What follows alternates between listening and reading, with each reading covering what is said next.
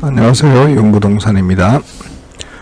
자, 고승범 금융위원장이 어제부터 이제 대출 규제에 관한, 특히 가계대출, 전세대출 규제에 관한 얘기들을 쏟아내고 있는데요. 자, 정권에 뇌관될 것, 실수요자 대출 조이기에 반발하는 부동산 민심이라는 헤럴드 경제 기사를 함께 보시겠습니다.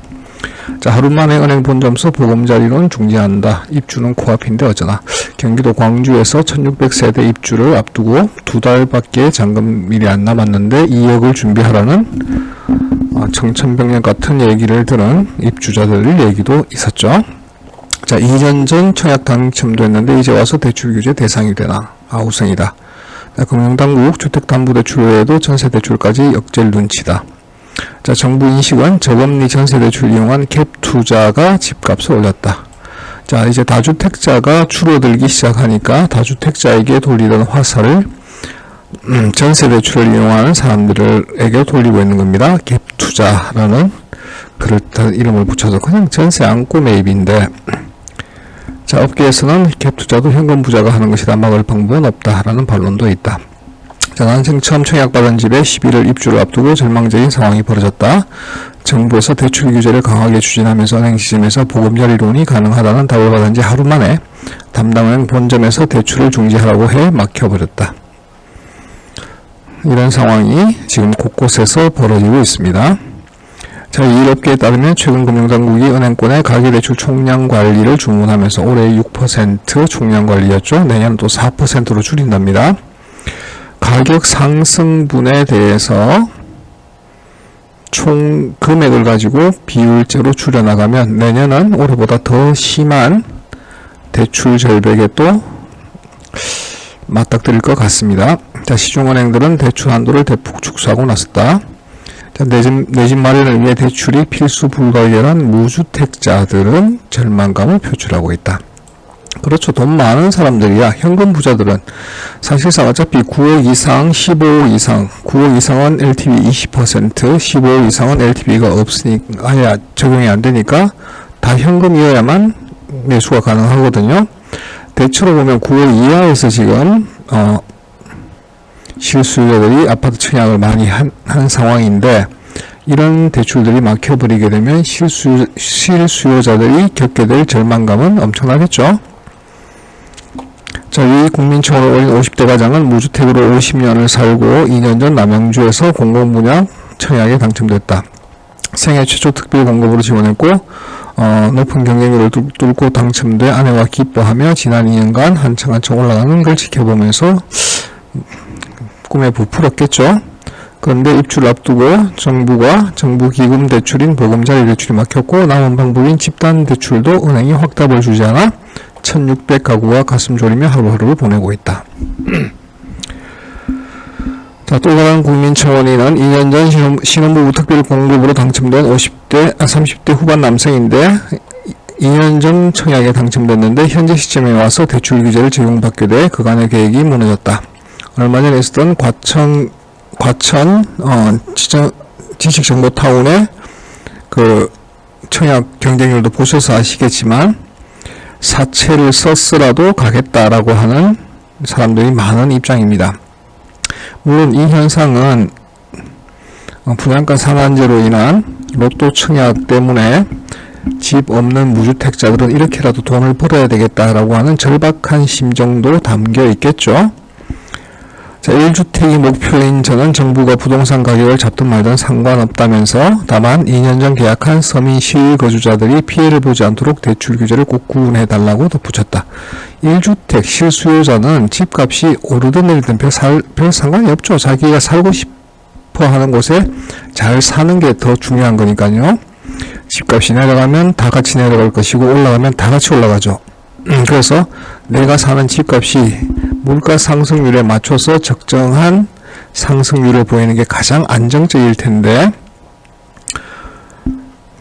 지금 부동산 아파트 청약을 하시는 분들은 사실상 어느 정도는 로또 맞는 기분으로 로또 청약을 하시는 분들도 많이 있습니다.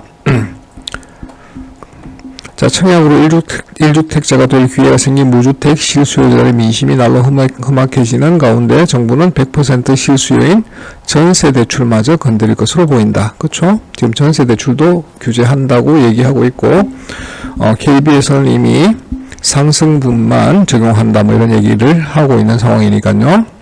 자, 고승범 금융위원장이 전세 대출이 갭 투자에 악용돼 왔다면서 거듭 규제 가능성을 시사했다. 자, 다주택자가 집값을 올렸다라고 화살을 돌리다가 다주택자가 줄어드니까 이제는 갭 투자 쪽으로 집값 상승 원인을 돌리고 있습니다. 자, 전세 대출 여러 조건이 좋고 그러다 보니까 많이 늘어나는 측면도 있다. 과연 그럴까요? 전세 대출 금액이 늘어난 이유는 전세 가격 상승 때문 아닌가요? 자, 지난 한 해 서울의 전세 가격 상승은 평균 28.5%를 넘습니다. 평균이 28.5%라는 건 많은 지역은 100%가 넘겠죠?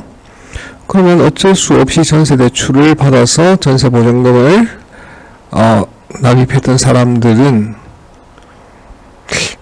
과연 이게 갭 투자인가요? 자, 전세 대출이 급증한 배경엔 전세값 상승 외에도 투기 수요가 있다는 것이 현재 당국의 인식이다. 이 사람들은 4년 내내 투기라는 이 허상과 싸웠는데 여전히 투기라는 말로 국민들의 시선을 돌리고 있습니다. 자, 저금리를 빌릴 수 있다 보니 여윳돈이 있어도 전세 대출을 받아 갭 투자에 나서는 사람이 많다고 보는 것이다. 저금리로 빌릴 수 있으니까 여윳돈이 있어도 전세 대출을 받는 사람들 있습니다. 그런데 이런 사람들은 갭 투자를 하는 게 아니죠. 다른 데 투자를 하죠. 주식이라든지 코인이라든지 이런 쪽으로 투자를 하는 사람들이 많지, 전세 대출을 받아서 갭 투자에 나선다? 이건 말이 안 되는 얘기입니다. 집을 살 수가 없는데. 자, 업계에서는 시중은행이 전세 대출 우대금리를 축소하거나 금액 한도를 줄이고 전세 대출에도 자금계획서를 도입하는 수준으로 현실화될 수 있다고 본다. 자금계획서 매입할 때만 하는 게 아니라 전세에도 자금계획서를 도입한다, 뭐 이런 얘기를 하고 있습니다. 그럴 수도 있다는 얘기입니다. 자, 정부 인식처럼 차주들이 전세 대출을 받아 그 돈으로 다른 주택을 구매하는 데 썼다는 근거는 존재하지 않는다. 이건 불가능합니다. 전세 대출은 임차인에게 대출금이 들어오지 않습니다. 임대인에게 바로 가는 거죠. 자, 오히려 5대 시중은행의 전세자금 대출 98%는 실제 전세 계약과 관련된 실수요 대출로 확인됐다. 100%일걸요? 바로 임대인에게 들어가기 때문에. 물론 나머지 자기가 가진 여윳돈을 가지고 다른 데 쓰는 겁니다. 그리고 갭 투자는 가계대출 증가와 직접적인 연관도 없다고도 말하고 있습니다. 부동산업계에서는 갭 투자라는 것은 기존의 전세 계약을 승계를 하든 새로운 전세 세입자를 구하든 간에 매수자는 본인 소유의 현금으로만 주택을 취득할 수 있기 때문이다. 그렇죠. 자, 갭 투자를 없애서 집값을 잡겠다는 말은 전세 제도를 없겠다는 말과 사실상 똑같다라는 이현영 대한건설정책연구원 책임연구원의 말이 있습니다. 그렇죠. 그런 분들이 계시더라고요. 전세 대출을 규제하게 되면 전세 세입자가 없기 때문에 전세 가격이 내려갈 것이다. 그런 생각을 할 수 있다는 게 참 놀랍습니다. 임대인 입장에서 5억인 전세 매물을 5억에 들어올 전세 세입자가 없으면 어떻게 할까요? 이거 3억으로 내릴까요? 아니면 3억으로 내리고 나머지 2억분에 대해서는 월세를 요구할까요? 지금 서울에서 반전세, 일명 반전세라고 하는 거래가 40%에 육박할 정도로 많이 늘어나고 있습니다. 자, 반전세라는 말은 심리적 안정을 주는 표현에 불과하다고 생각합니다. 그냥 월세죠. 자, 전세 제도가 존재하는 한 무이자 레버리지를 활용하는 사람도 생겨날 수밖에 없는 구조다.